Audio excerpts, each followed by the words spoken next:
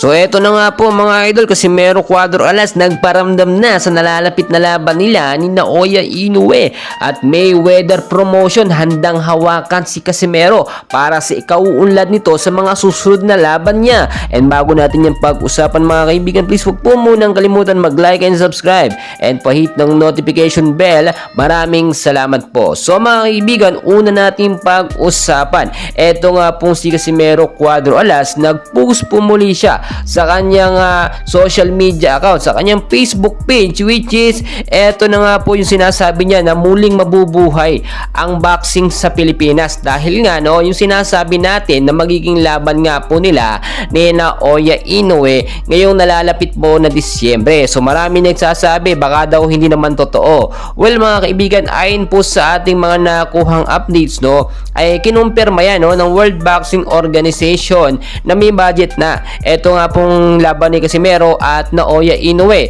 At yung magiging laban sana, may kakalaban sana ni Naoya Inoue na si Goodman ay binayaran na nga po para mag-step aside at isunod na lalabanan etong si Casimero. Bakit nag-step aside at bakit binayaran? Kasi nga naman mga kaibigan, ang boxing is business din po, pera-pera yan.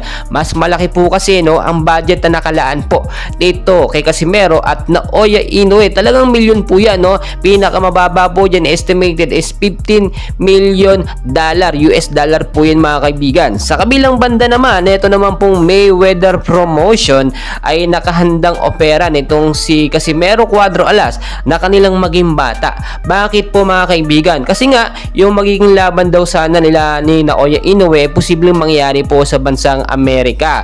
At dahil nga po alam naman natin na may potensyal itong si Casimero, handang hawakan ng Mayweather Promotion itong si Casimero para maalagaan at mailaban sa mas magagaling pa na mga boksingero. Pero as of now, nakapokus po itong si Casimero dito kay Naoya Inoue. Nandoon po ang gigil niya at kagustuhan na talunin itong halimaw ng Japan, which alam naman natin undefeated.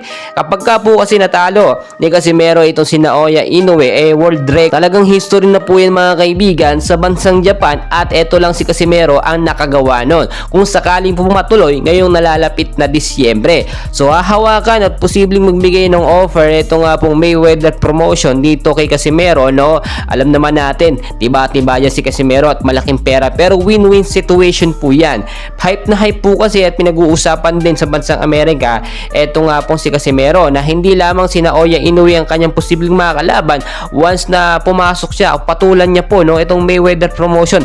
Bagko sa mga bigating boksingero ay posible niya ding maabot at makakalaban. Siyempre iiyak na naman dyan ng MP ang Manny Pacquiao Boxing Promotion dahil nga po sa ganitong klaseng sitwasyon. Once na makuha yan ng Mayweather Promotion, iyak po dyan ng MP. Well mga kaibigan, ang dami pa po nating kaganapan. And please dyan lang po kayo and don't forget po to like and subscribe. Maraming salamat po.